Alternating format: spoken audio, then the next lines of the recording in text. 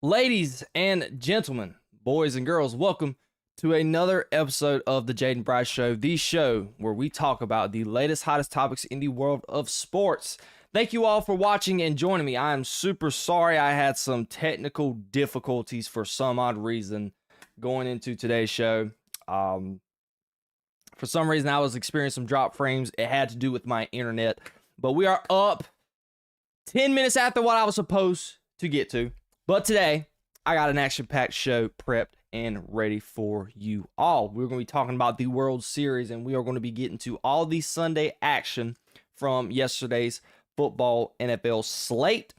And then I'm end off the show talking about some trades and things of that nature with the NFL trade deadline coming to its conclusion tomorrow, and a little preview of the Monday night game tonight between my Dallas Cowboys and the Arizona Cardinals.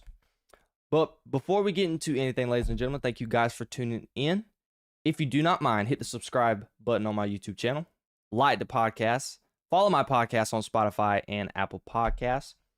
And without further ado, let's go ahead and get into today's show. The World Series. It easily was one of the best championships I've ever witnessed in my life. We are talking about someone who has kept up with baseball for the most part. But when I tell y'all, this may be more emphatic for me just because my team was playing in this series, being the LA Dodgers. Shout out to, and just quick disclaimer with that. Shout out to my Los Angeles Dodgers for winning the World Series. I mean, all odds stacked up against us. The Blue Jays are having one of the best seasons they could ever ask for. And still, Dave Roberts, everybody contributed. Shohei, it was just amazing. But back to what we were talking about. I just had to get a little excited about that. But all the Super Bowls I've watched, the NBA Finals, and even the World Series, this postseason period, and even the World Series, is easily one of the best, if not the best I've ever watched.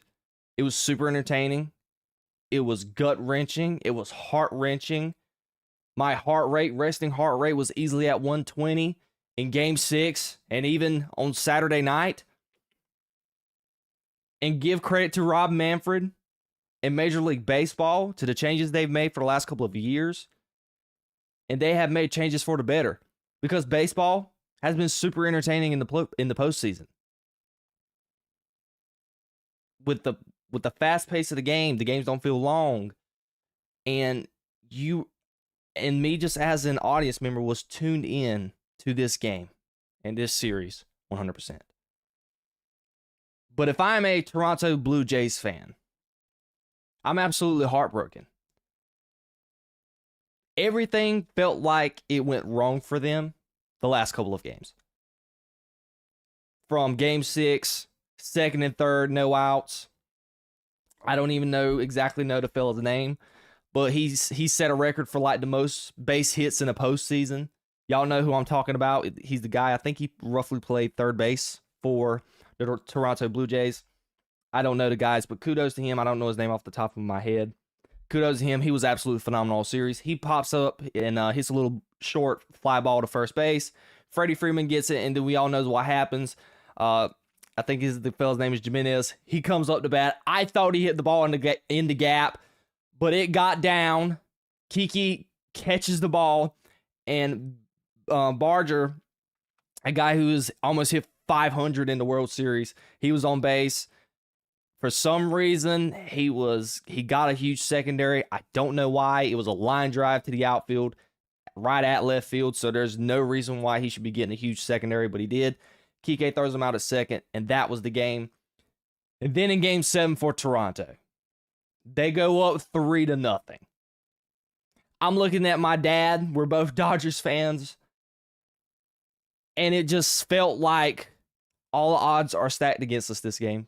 It is going to be super hard, super difficult to come out of here with a win. But the Dodgers pushed all the right buttons. They managed the game better than what Toronto did. I think they managed the series better than what Toronto did. Because Toronto, and I'm going to be honest, has felt like the better team all series. They hit the ball better. I could say defensively they played better because the Dodgers had a lot of errors, specifically in games 4, 5, and 6. I think they somewhat pitched better in certain moments. But sports and championships is about moments. It's about game management. It's about experience. And the Dodgers' experience, Dave Roberts' game management, all of that triumphed them to winning the World Series. Because the skipper for the Toronto Blue Jays, I didn't agree with a lot of the decisions that he made. Specifically, in Game 3, when you had the 18-inning game, I wasn't a huge fan of taking out all your best hitters for base runners. And that put them in a pickle and a bind, and like, you don't have your best hitters in your lineup. The same thing happened in Game 7, which I was super critical of. He pinched run in the ninth inning for Bo Bichette. The only way that you do that is if you fully guarantee that you're going to win this game. And just reading the room and reading the circumstances of the game in Game 7, you didn't fully know that you were going to win in the ninth inning. And of course, the game went into extras again, and you lose one less bat. I think at that point, Bo Bichette was either 2 for 3 or 2 for 4. He hit a 3-run shot and got a single. He was hitting the ball very well. So that's one less bat that you had. And Dave Roberts made some good game management decisions in the past couple of games. He put Miguel Rojas in. Paez is struggling at the plate, maneuvering the defense around in key situations. The whole thing that went on with Game 6 and, where Barger hit which has had a lot of controversy, but that's just being a good, smart team. The ball was lodged. Jamal Dean and Kiki Hernandez, they put their hands up. That stops and makes it a ground rule double. Dave Roberts in Game 7 putting Paez out at center field for stronger arm and defense, and he went out there to make plays. Everybody contributed. Miguel Rojas, you're down 1. 2 outs left in the game. He comes up and gets a hit. I was absolutely shocked.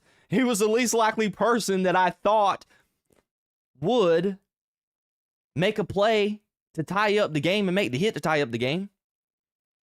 And the Dodgers had life. And they kept fighting. Yamamoto. I got to give absolute kudos to Yamamoto. He was phenomenal. He threw roughly almost 250 pitches in this series. He volunteered to pitch in Game 7, and the kid went out and pitched a gem. He had me scared at first when he hit Kirk in the hand and we had bases loaded, but he got out of it. Miguel Rojas, not only with his bat, with his glove, making the play at home plate. Everybody contributed. It was a team effort. A lot of people have been complaining about the Dodgers, how they paid off their team because they have the highest salary. It's in terms of roster, they're top 3. I don't even know if they're exactly number 1. I think another team was ahead of them, but you get the point.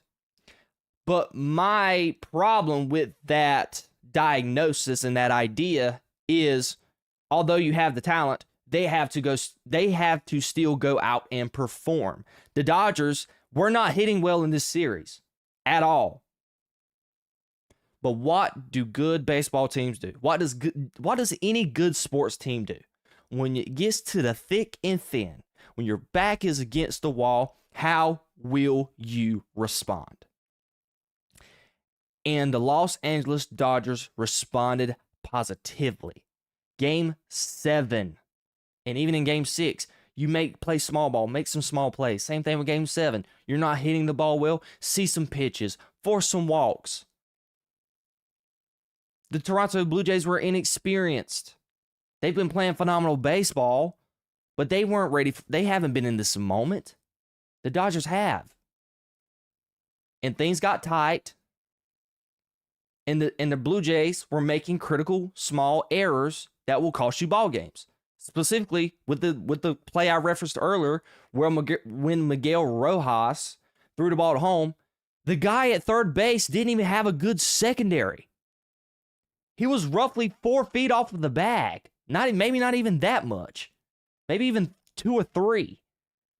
If he had a good secondary, the bases are loaded, the ball's hit on the ground, you know you got to go. But he got threw out at home. That would have won you the game. It was just the small things that the Dodgers did well and the Blue Jays did not. Their inexperience showed up in the last couple of games. And someone I have to give ultimate credit to, and we have talked about him, we've been skeptical about him many times in his decision making, but Dave Roberts. It is so hard to have this roster, all these expectations, everybody talking about you. You got that target on your back all season. And yet, when the Dodgers were not playing well, they've been red hot most of the postseason. But going into the World Series, specifically in those middle games, it was rough. They couldn't hit the baseball. But Dave Roberts stuck to his guns. He trusted his players. Specifically in Game 7, with your starting pitching. You invest all that money into in those arms, you will live and die by losing with those arms. We know the bullpen sucked, and Dave Roberts said, "Nuh-uh, we're not doing that. We're going Tyler Glasnow, we're going Blake Snell, we're going Yamamoto, and we're going Shohei. I will live and die by my best players." The same thing when it comes to Mookie Betts. Mookie Betts was struggling at the plate. He moved him back in the lineup, but he still had faith and trust in Mookie Betts. I'm going to die by my best players. Same thing with Freddie and Teoscar. Teoscar couldn't even hit the backside of a barn in this series in the World Series, but he still stuck by his players. He stuck to his guns, and he pressed the right buttons. When it comes to the late substitutions in the game, pitching choices, by putting Yamamoto in there, even though a lot of people, including me, was kind of skeptical about it, because at first, when Yamamoto hit Alejandro Kirk, I was sitting there like, my Lord, did he just do the absolute worst thing he can do by putting Yamamoto out there after just pitching 90 pitches the game before? But they come together and won the World Series. I was absolutely heartbroken for the Blue Jays fans. It felt like this was their series. It felt like this playoff run was theirs for the taking. If they felt like they were destined to win. You had all these great stories with, Barger being in the minors this season. Same thing with Savage. Savage, he played more postseason games than he did regular season games. He pitched more postseason games than regular season games. And he played absolutely phenomenal. All these storylines that went in the Blue Jays' ways. And as a Dodgers fan, I told myself, I don't know if we're going to win this series, because it feels like all the odds are stacked against us, and they pulled through. It was great to witness. The Dodgers are the first team to go back-to-back since the 2000 Yankees. They have inserted themselves into history, and this team is only going to continue to be better. They still have the money to do it. They still have a great farm system. A-Rod pointed out in the broadcast Saturday night that they currently have the number 1 ranked hitting and pitching department in the minors.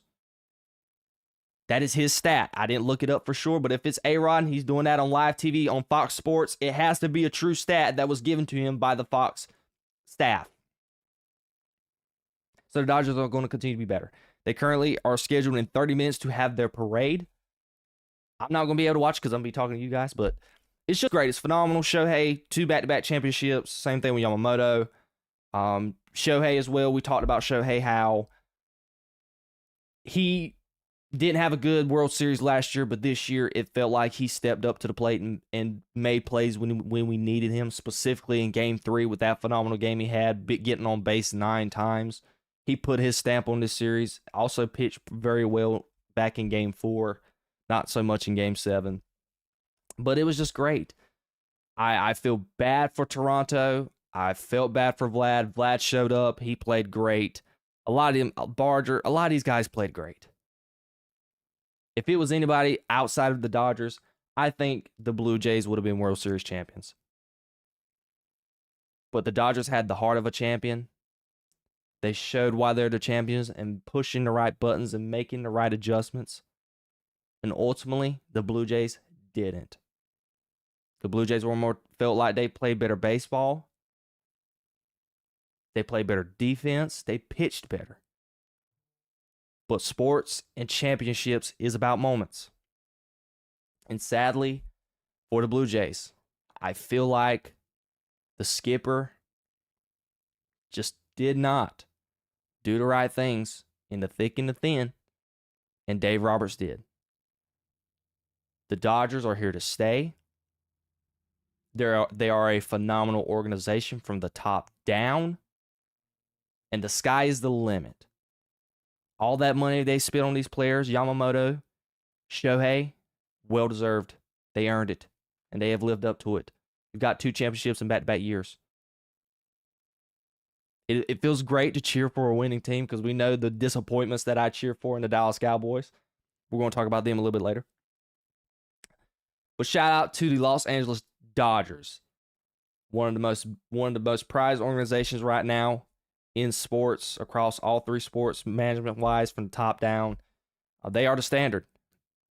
They really are, and just a great time to be a Dodgers fan, and a great time for baseball. Shout out to Rob Manfred. He did a phenomenal job. Adam Silver, take some notes, bud. And I think I saw where they posted the ratings for the World Series. It was phenomenal.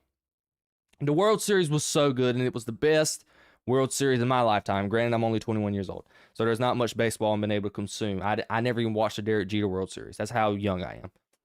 But I can say, and I've seen a lot of people say it as well, that this series was one of the best championships I've ever witnessed, and that they have ever witnessed.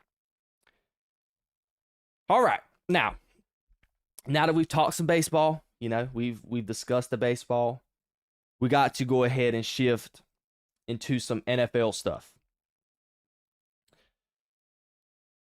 Last night's game,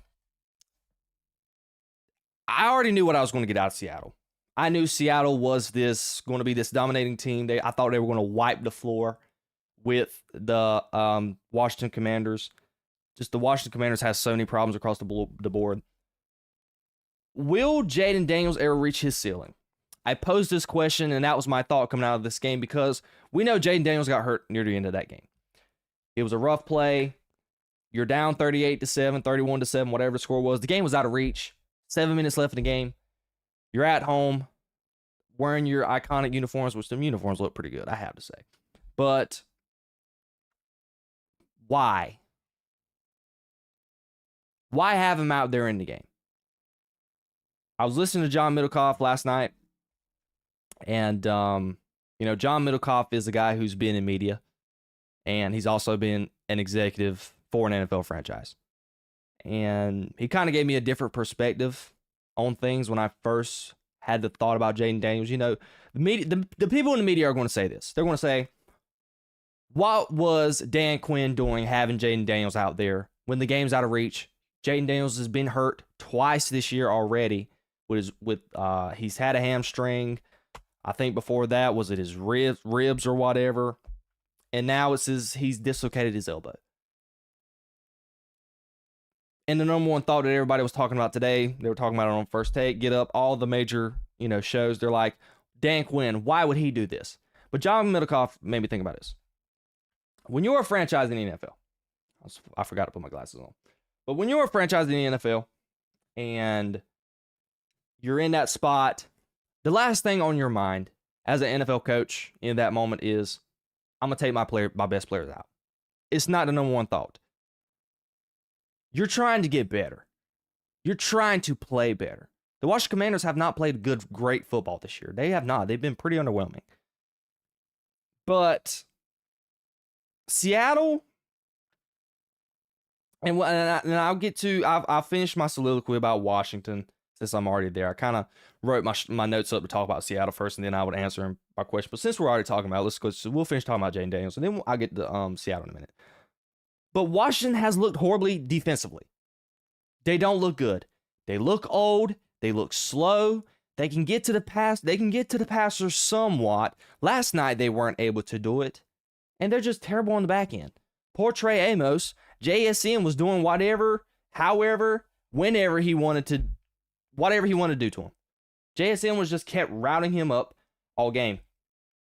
They let Sam Darnold go 21 for 24, 330 yards, 4 touchdowns, 1 interception. I mean, they just did whatever they wanted to. And Jackson Smith-Njigba, he had 130 yards receiving. Torrey Horton had 2 touchdowns. I mean, it was a bloodbath. Absolute bloodbath. Seattle, Sam Darnold at halftime was 16 for 16. He had 4 touchdowns. JSN had over 100 yards. And they had 330 yards of total offense at halftime. It felt like in the first half, Seattle was playing 7-on-7. Washington is just so bad defensively. And we'll go ahead and talk about Jayden Daniels' health. And fall back to what I was talking about. I kind of skipped around because, again, I kind of wrote my script backwards. I started off backwards. I was supposed to talk about Seattle first. We'll go back to what we was talking about with Jayden Daniels and John Middlecoff, what I was talking about earlier.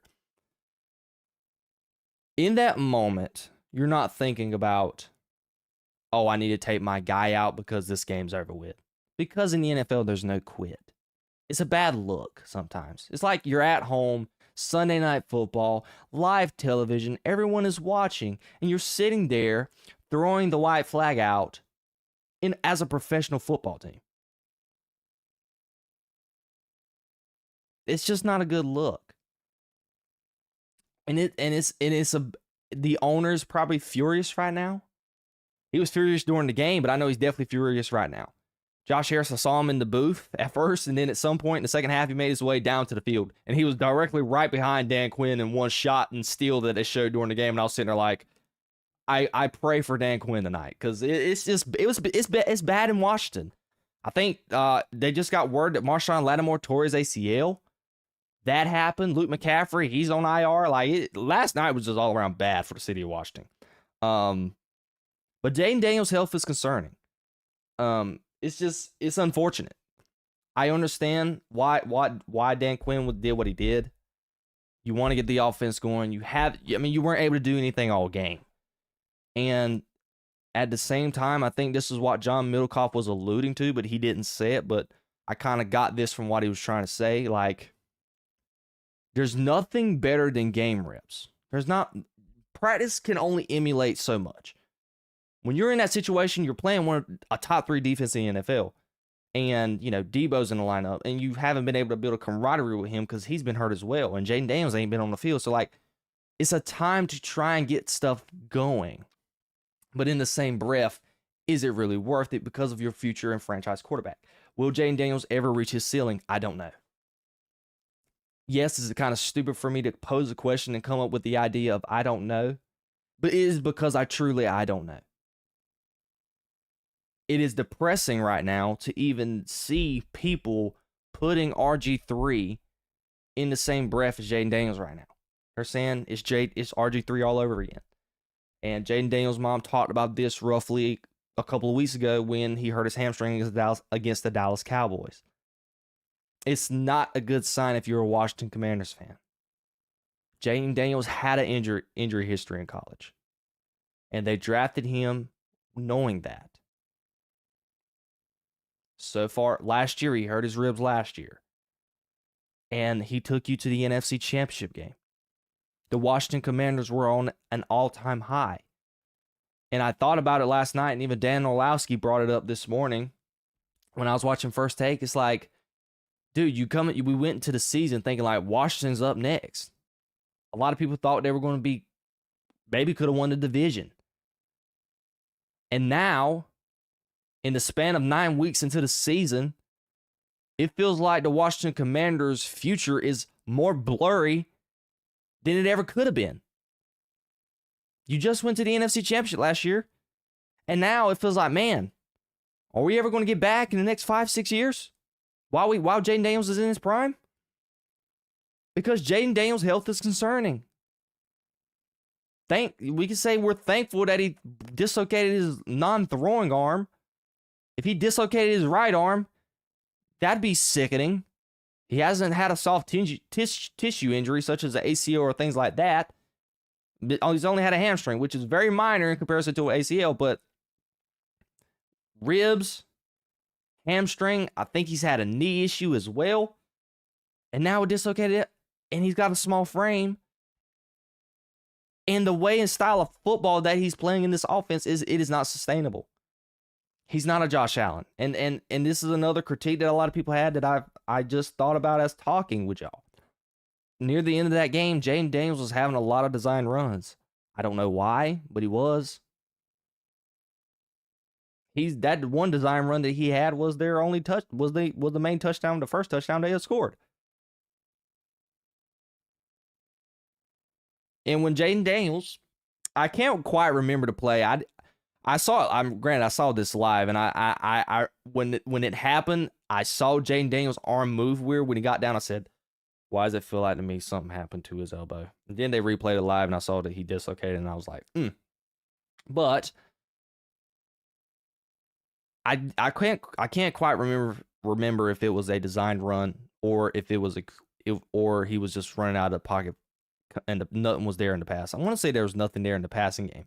But either way, Jayden Daniels has just done a horrible job protecting himself. He's not been sliding. He's been taking shots. And people has been saying this. If Jayden Daniels keeps playing the way that he doesn't have the biggest frame, and he's out there taking shots from linebackers that are out there to take your head off. It's the game of football. They are there to absolutely destroy you. That is their main goal. They're not there to say, I get to play Jayden Daniels today. It's going to be a great time, great game. I'm ready to meet him, shake his hand while I'm on the field. No. The defensive mindset, specifically for Seattle when they played like it, is, man, how am I going to destroy Jayden Daniels today? By any means necessary. And that tackle that the man made, he wanted to destroy Jayden Daniels. And it happened. So now, Washington's season is over. And after the season they just had going to the NFC Championship, they feel like they're farther away. They need needs everywhere. The offense, you haven't been able to know what they got with that. They've mismanaged the season with the whole Terry McLaurin contract stuff. And now your defense is god-awful. Got even worse now that Marshawn Lattimore is out. Granted, he really wasn't helping either. He was part of the problem. But you got holes everywhere in this team. And it feels like as of today, they are farther away from getting to a Super Bowl or winning or getting to an NFC Championship game than they were 10 weeks ago going into week 1. It is absolutely depressing. Granted, I'm a Cowboys fan. I love that they're having these problems, but just from a analyst and a sports media personality standpoint, I'm putting that cap on. This sucks. Because I want Jayden Daniels to be healthy. I want Jayden Daniels to succeed. I'm cheering for the player. I like the kid. Feels like right now all the odds are stacked against him. But that is just pretty much the state of the Washington Commanders. And it is rough. Trade deadline's tomorrow. I won't be surprised if they might want to move off some guys. Get some picks. Because they need it on the defense. They got to rebuild. And Washington has to do a better job of managing Jayden Daniels in the future. Because this is the best quarterback that they've had since RG3. And I think Jayden Daniels has and still has the opportunity to be better than RG3 ever was. But if they continue this path that they're using Jayden Daniels for, it's not going to be a recipe for success. And Jayden Daniels' ceiling will be getting to that NFC Championship game. And it won't be winning a Super Bowl. And now getting to Seattle just right quick, real brief. I'm trying to get these shows a little bit faster. But talking about Seattle, they look great across the board. Championship defense. Mac McDaniel, whatever the head coach is name. For some reason, I'm up here forgetting his name for some god-awful reason. He's absolutely phenomenal. Like, That defense that he has at his disposal right now, and he's calling the plays, calling all the shots, they look great. All those nice draft picks that they have, they seem to be hitting. Elijah Arroyo, Nick Amanwari from South Carolina, Gray Zabel, offensive line. I mean, they just, Torrey Horton, he had 2 touchdowns last night. I mean, they have just hit, that GM has done a phenomenal job building this team. It is crazy that they're this good and they're shopping Tariq Woolen, the guy who is made a Pro Bowl in his first year. And they have so much depth that they're like, yeah, man, you know what? You made your Pro Bowl your rookie year. You know, we got enough depth. We can just shop you and get some picks off of you. That's how deep they are. Don't even get me started with the defensive front. They're just great. They're phenomenal. Championship offense, they have that if Sam Darnold shows up. Again, we talked about JSN earlier. JSN has established himself as a top 5 wide receiver every time I feel like he gets open, no matter who's guarding him. He's just been, Kubiak is putting him in a great spot. They're able to run the ball pretty decent. I feel like this team is going to be a force to be reckoned with. If Sam Darnold shows up and plays good football going towards the end of the season. So that is my thoughts when it just pertains to the Seahawks. Real quick and brief. I wanted that segment to be more about Jayden Daniels. And Jayden Daniels, I know you're not going to see this. I wish you a speedy recovery. I know this season has been absolutely brutal, and we wish best of luck to you on your recovery, and hopefully you can be back and be a stud. Now, this is a game, and I'm going to be 100% honest. I was upset. I was really upset because my dumb rump, I know you guys probably watched it. I made a YouTube short. I made a TikTok video. You know, I've been trying to get on my TikTok stuff and make all my TikTok videos. I made a TikTok short about this team last week because they played absolutely phenomenal. And yes, I'm talking about the Green Bay Packers. They played one of the best games that they have, probably the best game that they played all year. And I was sitting there saying, you know what? This is the Packers ceiling. This is the championship Green Bay Packers that I have been talking about and everyone's been talking about since the first week of the season when they had that great performance against the Lions. And if they play like this, they can win the Super Bowl. But Jordan Love and the Packers just decided to spit in my face yesterday and put out that absolute abysmal performance that they put on display yesterday. They sucked yesterday. I kept up with this game. One, because I somewhat enjoy watching the Carolina Panthers. I don't know why. Maybe because they're from my hometown, and I kind of want Carolina to be good. But I mainly watch this game, too, because it's the Packers, and I want to watch the Packers. And I absolutely love the uniforms. You can see in the lower third, the one that Jordan Love had on. I thought the uniforms were absolutely phenomenal. But what the crap happened yesterday? They didn't punt. They had 4 trips to the red zone. Didn't score. How many points did they score in the first half? Roughly 6 points in the first half. Has my stock in the Packers fallen? Absolutely. This is the problem I was talking about earlier when it comes to Packers. I brought it up earlier in the year, which I don't think I brought it up to you guys, but I was talking with a couple of buddies of mine, talking about fantasy football and stuff. And I was talking about the Packers, and I was like, when they had the game against the Browns, I was like, dude, Jordan Love is going to be a problem. Jordan Love has to show up. I might even talk to this about my podcast. That was weeks ago. This was roughly probably 6 weeks ago. And I was talking about, I'm like, dude, Jordan Love is going to be the reason why. And I brought it up last week in my TikTok video. I was like, dude, Jordan Love is going to be the reason why the Packers either get to the Super Bowl or don't. Because it all rides on him. And yesterday, that offense was god-awful.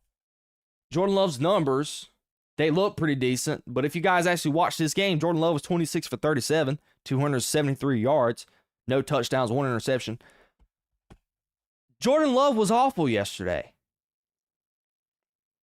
If you would have saw some of the throws that he made, they were head-scratching. I kept saying to myself, Jordan Love, what are you doing? He threw the 1 interception into triple coverage, and the Panthers finally made him pay for it. But there were like 3 or 4 other instances where Jordan Love threw it into double, triple coverage, and the Panthers just didn't pick it off. If anything, excuse me, I don't know why I keep burping, but The Packers wide receivers were playing defense. He was even throwing hospital balls. Golden, the deep ball he threw to Golden, he had to lay out for it, and he got absolutely rocked trying to get it, and he was out for the rest of the game after that. The Packers just did not look good yesterday against an inferior team at home in those weather conditions. You cannot lose that game. And this is no slight against the Panthers. That's just how good of a that's how good this roster is in comparison to the Panthers. And that they were at home, they were playing in those conditions, and you had those nice uniforms on. You were paying homage to history. And they come out playing that flat. That's a problem. Jordan Love was not good. The offense looked like, they were able to run the ball pretty good. Josh Jacobs, 17 carries, 87 yards. He averaged 5 yards a carry. But for some reason, this offense is like, I want to throw it deep. And that is what they tried to do all day yesterday, and the Panthers wouldn't let them do it. And then they had the turnovers. The turnovers that they have not committed all season. They committed as many turnovers yesterday as they have all year. They just didn't look good yesterday. Something that was alarming too, which is, this ain't a shot against Micah. I know many people are like, oh, dude, you're a Cowboys fan. We see the Cowboys blink in the background, so you want to say anything to try and hate on Micah. No, I'm not. I don't think this is going to be a trend going forward, but it was kind of interesting. I don't know if he got a pressure at the end of the game. This was a stat that came up roughly with 5 minutes left in the game, so I don't know if Micah ended up getting a pressure, but Micah had no pressures, like with 5 minutes left in the game. That is the first time that's ever happened in his career. The defense, and this ain't a slide against Micah because that stat is kind of like worth 5 cents. Because if we look at the box score and if you watched the game yesterday, Bryce Young did not play well. Bryce Young was 11 for 20, 102 yards, 1 interception, no touchdowns. The 1 interception that he threw to Xavier McKinney in the red zone, it was absolutely abysmal trying to throw a go ball to Xavier Legette. But the Packers did their job. They scored 16 points. Granted, did they let Rico Dowdle do whatever he wanted to do yesterday? Absolutely. He rushed for 130 yards, averaged 5.2 yards a carry.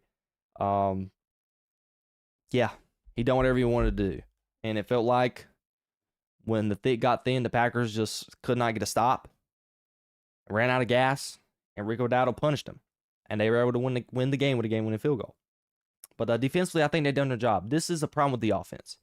And it's happened multiple times already this year. It happened with the Browns, and it happened with the Panthers yesterday. Your defense plays well. They score 13, 16 points. In this stage NFL, that's nothing. Maybe 10 years ago, 16 points is a lot. But giving up 16 points in 2025, sign anybody up for that. Yep, I go ask the Dallas Cowboys right now. If their defense could give up 16 points, oh, absolutely. Give me that any night. And that's what the Packers have been doing. They played pretty well on defense. And Jordan Love and company just decided yesterday to go out and put an absolute stinker on offense.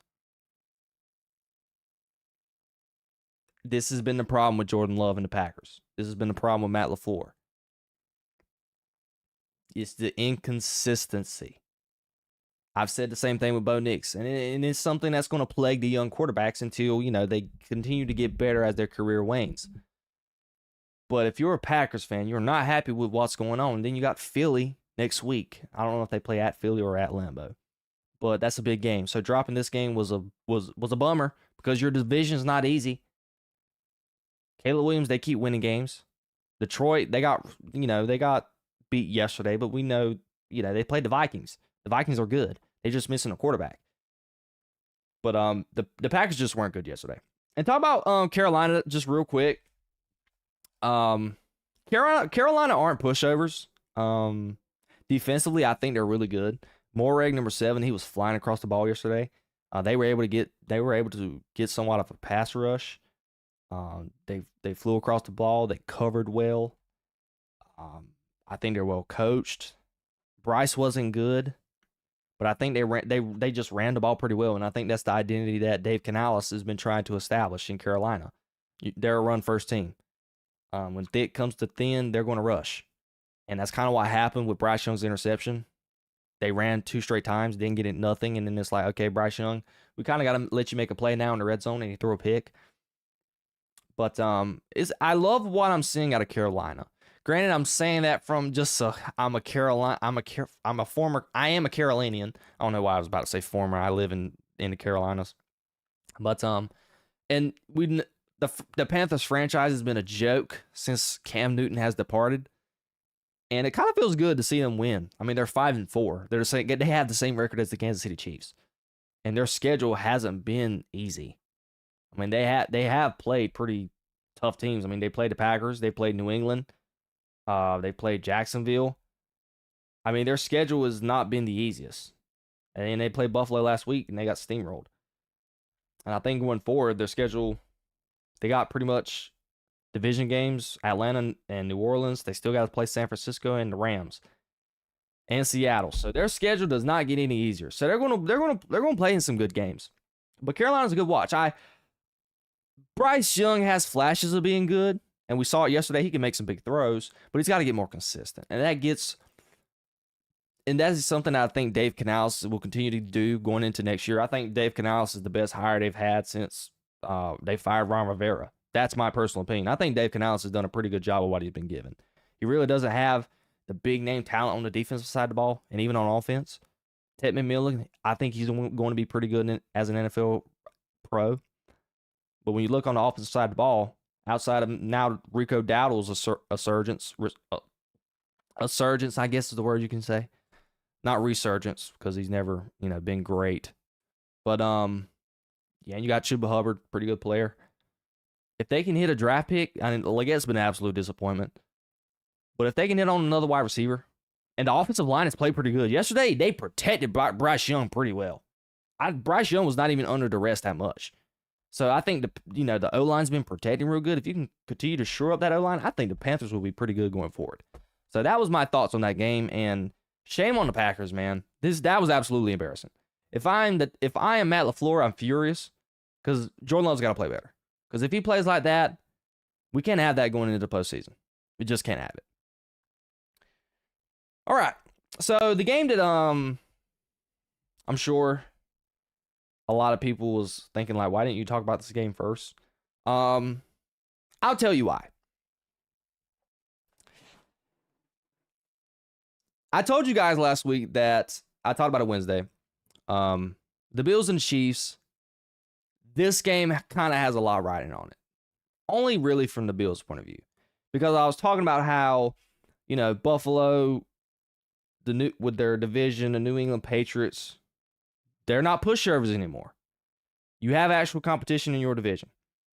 So you have to put together some good games. And you got to win some good games.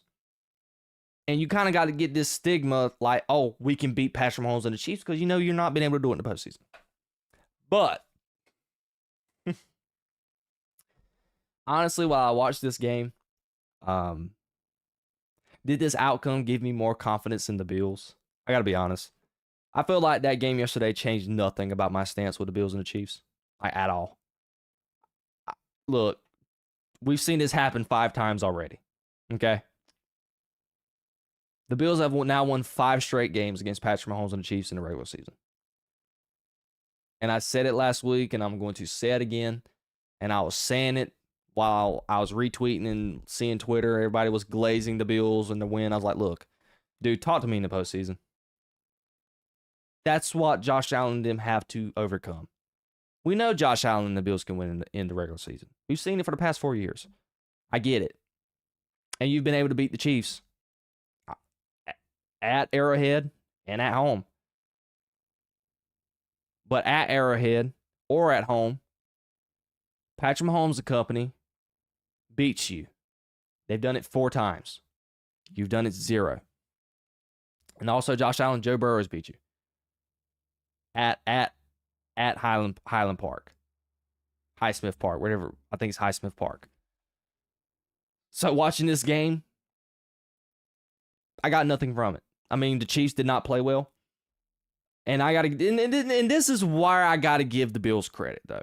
Just got to give him credit because I even talked about it with the keys to win for the Bills last week. I was sitting here like, dude, you really don't have that outside threat at the receiver position. Your game plan has to be, we're going to run the ball, run it through James Cook, play and try and play good defense. I didn't say pass rush wise because I didn't think they would be able to rush the passer as well as they did yesterday. Because they got to Mahomes yesterday. I think this is the first time in a while I've actually seen Mahomes since like the Super Bowl last year against the Eagles. I was sitting there like, dude, Mahomes is taking a beating. Like, he is getting hit a lot. That is something that jumped out to me yesterday. I mean, it felt like Mahomes got hit a lot. Because Mahomes yesterday, he was 15 for 34. I mean, that is absolutely terrible. That's like 46% passing completion percentage. He threw for 250 yards, no touchdowns, and he threw a pick. Mahomes was not good yesterday, and that pick that he did throw, it was pretty bad. But this is a recipe that the Bills can use, and this is the recipe that can be done to beat the Chiefs. Because we've seen it before. The Chiefs, when they're not able to run the football, they didn't have Pacheco yesterday. But if they are not able to run the football, they can be had. That is something that Patrick Mahomes and company have been able to do when they've been winning all these Super Bowls the last couple of years. They have a complementary run game. They play complementary offense. They play complementary football, period. Defense, offense, special teams. Everything's, except Harrison Butker, he has the hiccups here and there. But everything, most of the time when the thick gets thin in the playoffs, everything's pretty much spot on. But yesterday, they were not able to run the ball pretty well. And when you had Patrick Mahomes to have to drop back to pass because they couldn't particularly run the football very well. And granted, Kareem Hunt, he averaged 4.5 yards a carry. But it felt like Mahomes and company were behind the sticks a lot. They really didn't have much short yardage situations where you could just give it to Kareem Hunt and get the first down. Because Kareem Hunt's longest run was 13 yards. So if you take that away, really didn't do much. The Bills were able to pressure Mahomes. They were able to play through James Cook. James Cook had 27 carries, 114 yards. He was able to run the football. He ran for 114 yards. And Josh Allen, he threw the ball only 26 times, and he only had 3 incompletions. 1 touchdown, no picks. 123 passer rating. That's the recipe for success for the Bills. If you're going to want to beat the Chiefs, play physical, run the football, be able to run play action, throw to your tight ends, and get to the quarterback. I was absolutely, that is something that shocked me the most, how much they were able to get a pass rush. Ed Oliver's not there. Matt Milano weren't either. Joey Bosa looked like he just resurged yesterday. Like he was in that backfield a lot, and I was shocked. I don't know if that's an indictment against the Chiefs O-line, because I think Josh Simmons is still not currently there, and that's where most of the pressure was coming from, was the left tackle. Most of the pressure were coming from the tackle positions. But man, that is something that if the Bills can play defense this way, and their rookie came back last week, that Harrison kid, he actually got him an interception.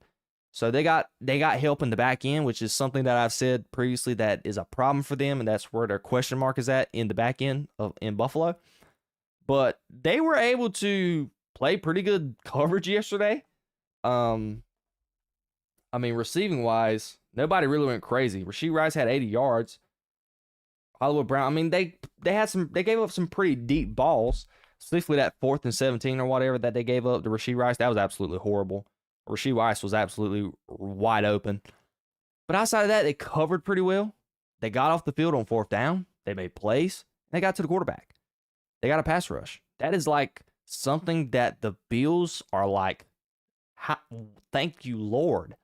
Because that pass rush is something I didn't think they had consistently. I didn't think they could consistently do that without Ed Oliver and Matt Milano in the lineup. And they were able to do it yesterday. Now, one of their pass rushers tore his Achilles, sadly. But yeah, the Bills, I can't say I'm more confident in them. I'm just as confident as I already was. I feel like if they play their A game, they could give the Chiefs a run for their money. But I said going into this game, I want to see how they win this game. And they need to win this way. And they won that way by running the football, playing physical, and getting to the quarterback. And not allowing the Chiefs to run the ball. Now, from the Chiefs' point of view, I know the score and the stats don't say this, but I really think Mahomes was able to still make some pretty big plays yesterday. Even though, they didn't complete some fourth downs, he completed a big 4th and 17. He made a couple of big throws. He had the one throw that he made to Travis Kelce between like 4 people on 1 3rd down. That was a big conversion on their own side of the field. And at the end of the day, it was still a 21-28 game. It was a 1 touchdown game. So it's not like the Buffalo Bills beat the doors off of the Chiefs, which it felt like, honestly. I thought something was on my feet. That felt weird. But and really watching this game, it kind of felt like the Bills were just beating the brakes off of the Chiefs, but the score didn't really reflect that. And that's kind of very interesting. But if I'm the Chiefs, I'm not panicking. I still think the Chiefs can be good. If you would ask me, I probably would still pick the Chiefs in the playoffs right now. But this is a good recipe for the Bills. And that's pretty much my takeaway from this game. It was a great game. And my prediction was pretty good. It was actually pretty right. So I think the Bills are going to make the playoffs. They still have a shot to run that division because I don't think the Patriots looked very well yesterday. Played very well against the Falcons. Even though the Falcons are a streaky team. But the Chiefs are going to be fine as well. They're in a really, really stacked division. They just didn't play great football yesterday, but I trust and believe in Patrick Mahomes. And I trust and believe in Andy Reid. The offense, they can play better than what they did. They are going to protect better than they did. And defensively, they played pretty well. They gave the Chiefs a chance. They did. So that was my takeaway from that game. Final game yesterday that I'm going to discuss. Now there's other games that I really, really, really want to talk about. Specifically some JJ McCarthy. Y'all know that I've talked about him a multitude of times on the show. I want to talk about some more Drake May and the Patriots. That's another game that I kind of watched too, and I was wanting to see. There's a 3 yeah, guys, I'm gonna be honest with you. It's very hard for me to, dude. What is this? I don't know what is going on, but I feel like something is crawling on my legs, and there's nothing there. That's kind of weird and freaking me out. But it is so hard for me to watch 8 games in a 1 o'clock window. Like, I was sitting there yesterday having to watch Red Zone. I even had because the Panthers are my local team, so they're always on television. I had them on. The Colts and the Steelers, I was trying to watch that game some. And at one point, I watched the beginning of the Colts Steelers, and at one point the Steelers were winning. Was it 24-7? I think at one point, and I was sitting there like, "Are you serious?" Like, there was just so much to keep up with in the 1 o'clock window, and that's some. Before we get into the next topic, the next game. Yesterday's slate in the NFL was very good. Thank you, Roger Goodell. Finally, we got some good football yesterday. From 1 o'clock all the way to the night game. Well, the night game sucked. But from 1 o'clock to 7, we got great football. About time, specifically the 1 o'clock window. That window was great. I mean, you had Lions, Vikings, great game.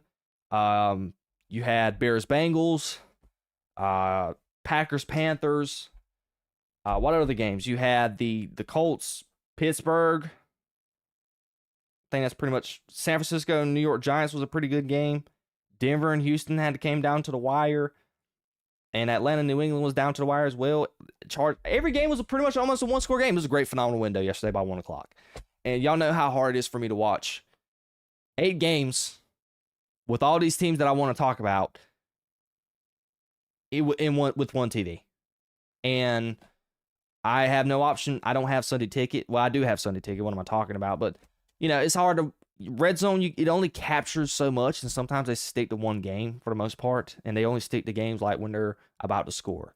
So you kind of don't get the very important stuff to kind of get arguments and stuff for the show. Like, ooh, what do I want to talk about after watching this game?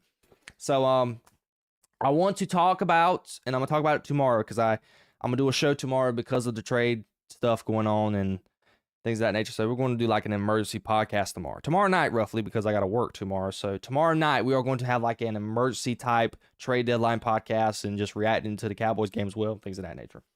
But let's go ahead and move to the next game. I wanted to talk about this just because all the storylines that came out of this game and, the chaos, because I actually got to catch a lot of this game in the last 5 minutes of the game. the Bears and the Bengals, this game was mind-boggling. I had to be totally honest. This game, it was literally pretty much what defense wants to play worse today. Chicago was horrible, couldn't stop cold. And Cincinnati, they're atrocious. How bad does this look for the Bengals organization by losing this game yesterday? To give a little context, Joe Flacco had a sprained AC joint this week, and he threw for 470 yards. He almost threw for, in Colin Cowherd's words that he stated earlier before I started the show, I was watching a little bit of the herd. He was like, yeah, he threw for almost 5 football fields. And T. Higgins went crazy. They were able to run the ball. The Bengals came back. They got an onside kick, even after the fact of, they were down two scores. And when Flacco threw that interception, it felt like the game was over, and they was able to storm back. They got ahead. Flacco led them down the field. And the blunder at the end of the game. Caleb Williams had one timeout with 50 seconds left. And you had to go the length of the field. So,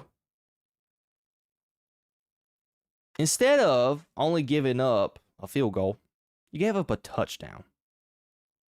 And it was roughly on 3 plays, if I remember correctly. Caleb Williams scrambles.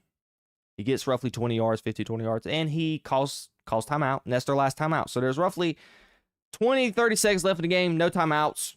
They're not even in field goal range yet. And I put Loveland in the graphic because Loveland was making plays yesterday.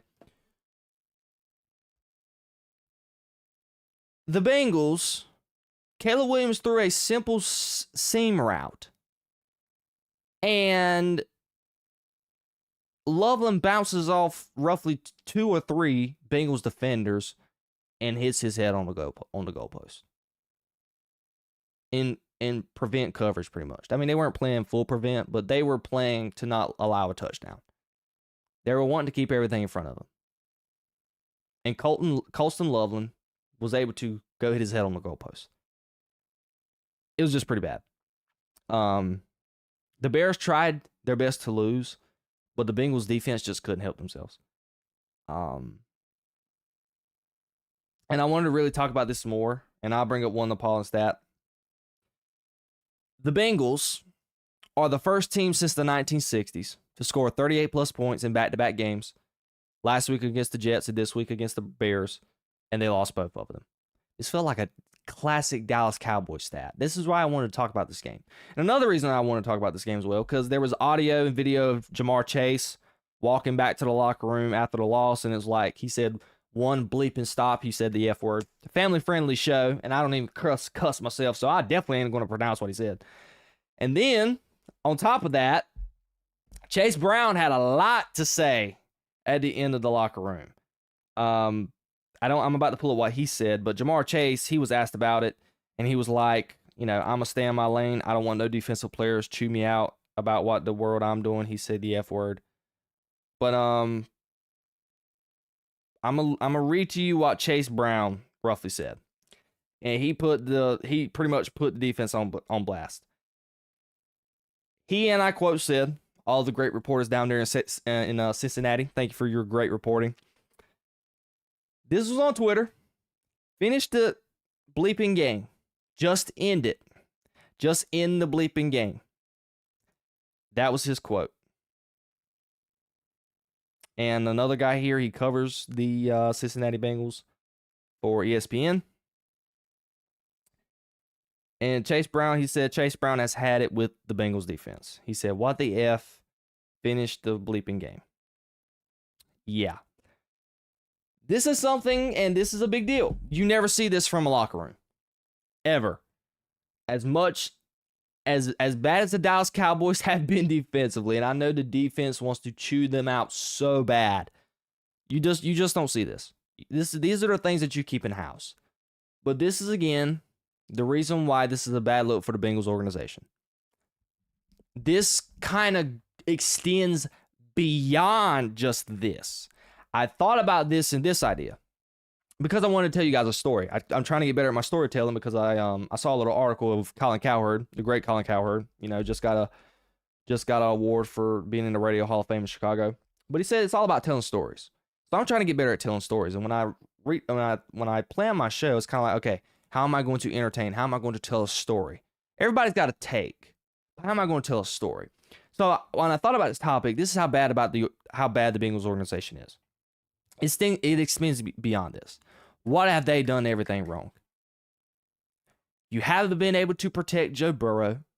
We discussed it roughly in the first episodes we made in the Jay show going into week 1 or week 2 was it when Joe Burrow got hurt.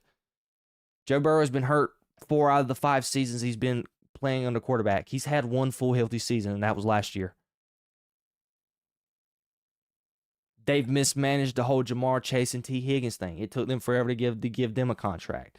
They are now having a contract dispute with Trey Hendrickson, and he's probably more than likely going to get traded. We just got word today, Diana Rossini and Athletic, they're wanting a first-round pick. I think they're probably going to get it. Haven't been able to re-sign him. They got rid of their defensive coordinator. The guy took him to a Super Bowl, and he's down there with the Colts defense and making them look phenomenal. This has always been about the front office. We saw in the things that went on in the offseason with their first-round draft pick. I think is it Shamar something James? Whatever the fella's name is. He was the edge rusher drafted out of Texas A&M. You had that whole stint going on with him where he was the first rookie to go that long without signing his contract. And he went into the season late, and he wasn't 100% ready to go. He didn't participate in rookie minicamp or nothing, if I remember 100% correctly. So this problem with the Bengals extend beyond just what happened yesterday and Chase Brown's comments. They are lacking leadership across the board. I don't want to really 100% blame Zach Taylor. He's got something to do with it. But I think this goes from the top. Because they have really mismanaged this team with Joe Burrow and Jamar Chase for a very long time. It's no excuse where you have Joe Burrow, Jamar Chase, T. Higgins, Trey Hendrickson. You got all this talent. You've let all this talent walk because you've not been able to manage and do a great job managing the team. I mean, the Bengals have had good players. And it's really, honestly, no excuse for that defense to be that bad. And for Chase Brown, after the game yesterday, to do what he did, calling his team out like that, that's just a bad look for the organization.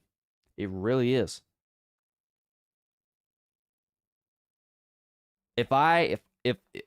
What team do you see?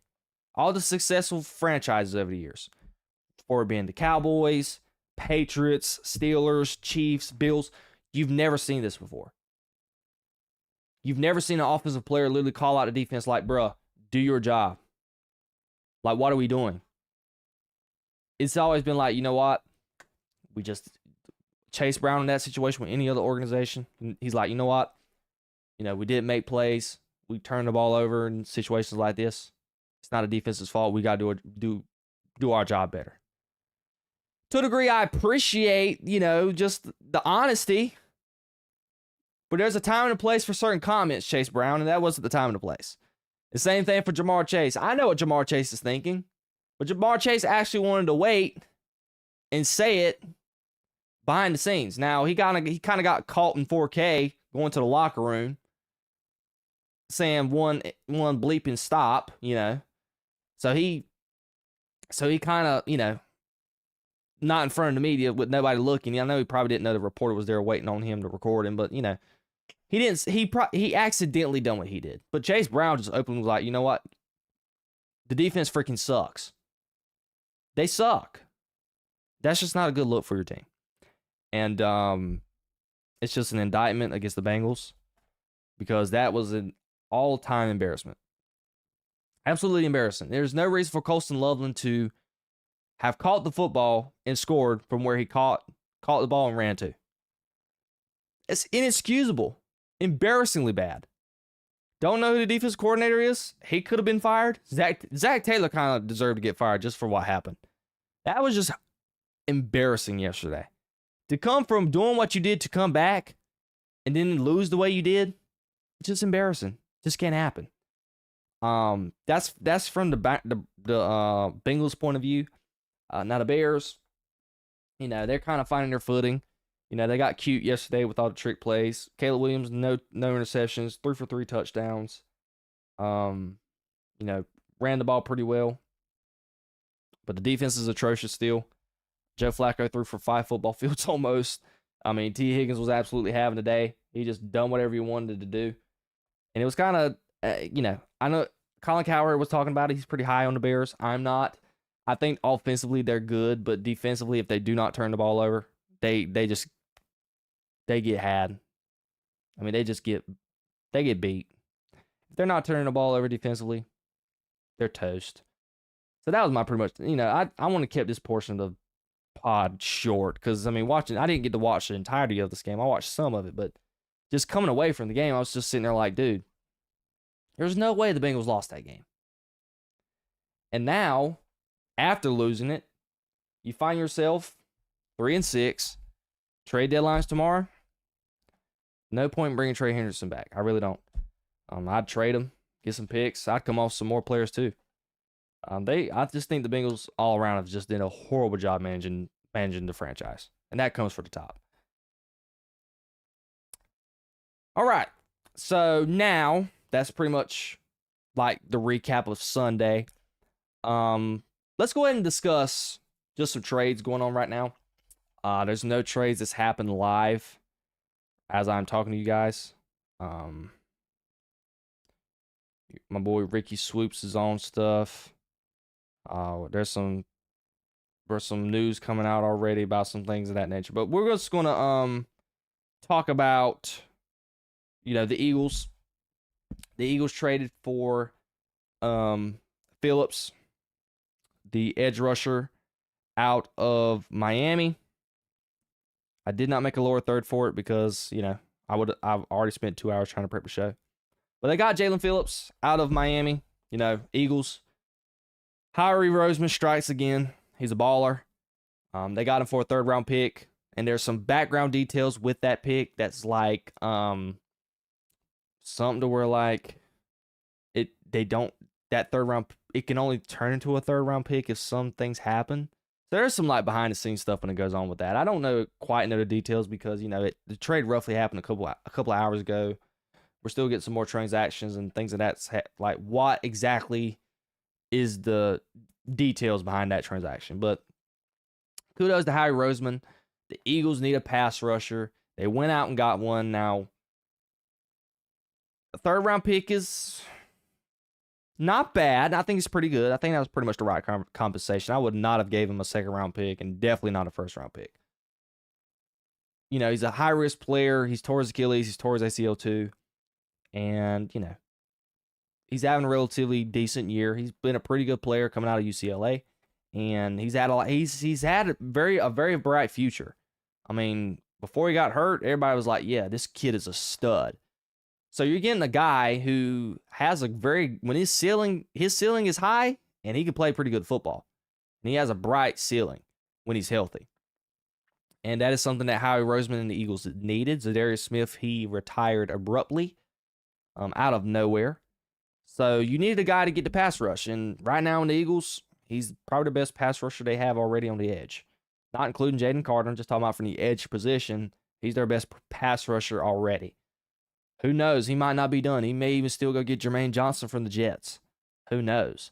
But shout out to Howie Roseman. He just continues to make moves. He got the guy from the Jets too. Got him. Got a old and rusty Jair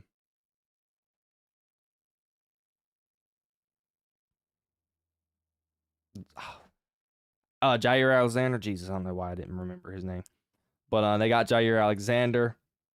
So he's made some moves in an effort to shore up the defense because that is the side of the ball that they are struggling on. So that is pretty much what I think about that. I didn't want to go into quite detail about that. The podcast has roughly been an hour and 15 minutes already, hour 10 minutes. So I'm kind of ready to get off here. So the Eagles got a trade. There's no other trades going on so far. So that is my biggest takeaway from the Eagles trade. It's a good trade. They needed an edge rusher, and I would not be surprised if Howie Roseman is still probably on the phone trying to get another edge rusher. It's just a Howie thing to do. We see how wide open the NFC is this year. It's wide open. Howie knows that, and I think Howie will be on the phone get another edge rusher, and I think it might be Jermaine Johnson. But lastly, if you're still here, thank you for tuning in. I'm going to just give you a quick preview of tonight's matchup. My Dallas Cowboys going up against the Arizona Cardinals. I have Dallas winning this game because they're at home. The offense statistically and so far this season has been phenomenal at home. They've dropped roughly 30 plus points a game at home. I feel like it's going to be a shootout because Jacoby Brissett is playing, but he gave the Packers fits offensively. And if they gave the Packers fits, if they gave the Packers defense fits, they're going to get the Dallas Cowboys a fit defensively. Kyler Murray is still an option. And honestly, if Kyler Murray was playing just because of the histrionics behind it, because Kyler Murray has never lost at AT&T Stadium, he technically owned, outside of, and I told my buddy this on Saturday, I'm like, dude, outside of Aaron Rodgers and the Green Bay Packers owning the Dallas Cowboys, the next dude next to him that owns the Dallas Cowboys is Kyler Murray. Like, loves playing the Cowboys. And there's a polling stat. I don't think the Cowboys has beat the Cardinals in God knows how long. So historically, the Cardinals and the Broncos, for some reason, are two teams that just the Cowboys just seem to not get over the hump with when it comes to beating them. Don't know why. But I think today's the day. Dallas, and this is an interesting storyline too. I think today will be the day where if Dallas loses, I really see themselves like really just hitting the no button on trading it for anybody. I think if they lose tonight, they kind of feel like the season's wailing, getting away from them, and I think they just might go ahead and start punting, and maybe just they're going to make trades, but I think they'll be sellers. I think they're going to try and get off some players, get some more picks, and just load up all them picks and get ready to draft. Just go ahead, get Will McClay and everybody, the scouting department, get ready and draft. I think that's what tonight weighs on for the Cowboys. If they win, I think they're going to go ahead and pull the trigger on something. If they lose, they're going to be sellers. That is my takeaway from the Cowboys' point of view. I think defensively they can still make some plays to win the game. It's going to be interesting. They got a bye next week. Overshawn and Rebel's going to be back. They're going to be ready to play the Raiders coming off the bye. That is something that I'm very excited to see. And if they do make a trade, they're going to get a bye and they're able to get compatible with the defense going into their very first game against the Raiders, if there were hypothetically to make a trade for a defensive player. So that's my thoughts for the Cowboys. Now, the Cardinals, they're 2-5. They've played close games. So the Cardinals is not this like, horrific 2-5 team. They're good. And a lot of people were saying that Jacoby Brissett, which, I didn't pay close attention to that game against the Packers, but they said Jacoby Brissett has looked better at quarterback than Kyler Murray this year. With Trey McBride and Marvin Harrison Jr., they have weapons. They have guys. And defensively, they have guys too. It's not going to be an easy one for the Dallas Cowboys to win. I think it's going to be an entertaining game tonight. I have Dallas covering. I think the spread is roughly 3.5. I have the Dallas Cowboys covering that. And who knows? We still might get a bombshell news for Dallas making a trade today. I don't think it's going to happen. I know Stephen A. was interviewing Jerry Jones today on his podcast roughly at 1 o'clock. I kind of wanted to be done with this and be done and ready to listen to that. But I've enjoyed talking to you guys. I didn't get a chance to talk with you, and again, I'm just rambling at this point. This isn't a scheduled part of my pod. I kind of was, I wanted to talk about the Sunday slate, and then I just pretty much wanted to have talk about some stuff off topic. This is pretty much off topic too. I wasn't able to get with you guys over the week on Friday because I had a lot of schoolwork. I was bombarded with schoolwork, had a lot to do. And I've missed you. I've missed talking on the mic. So I'm kind of eating this up right now. Kind of enjoying it a little too much. But yeah, that is my thoughts going into tonight's game, and I look forward to it, and I look forward to seeing that Jerry Jones interview. And tomorrow, we will talk about the trade deadline stuff. I kind of wanted to get to the game tonight, but I might just go ahead and just wait and just do that tomorrow. Give my thoughts on the game, and then we'll do a whole full show on that roughly tomorrow night. So that'll be fun. That is all I have for today. Thank you guys so much for tuning in to today's show. I missed you so much. I hope you enjoyed the content and what I had to talk about, talking about some of the games from yesterday's slate. I'm going to study up. I'm about to go watch some J.J. McCarthy and the Lions. I want to talk about that game. I want to talk about some Drake May and the Patriots. I want to see them as well. So there's some more games from yesterday that I want to talk about. And of course, I got to be tuned in for tonight's game so we could talk about those Dallas Cowboys and even trade deadline news. The trade deadline is roughly at 3 p.m. tomorrow or 2 p.m., 1 or 2. So stuff's about to happen in the next 24 hours. So I'm buckled up, ready to go. I'm fixing to go look at some more Twitter feeds to see what all. There's a lot of news coming out right now of, what could happen. Ricky Swoops he's on it, so who knows what's going to happen. Thank you for tuning in. Make sure you drop a like on the podcast, subscribe to my YouTube channel. I love you all so much. Check out the podcast on Spotify and Apple Podcasts. And do not be afraid to share it to your family and friends. Okay? I think I'm pretty good to listen to. I'm not being biased. I think I'm a pretty good time. But again, I love you all so much. And I will see you guys tomorrow. Definitely tomorrow. Peace, love, and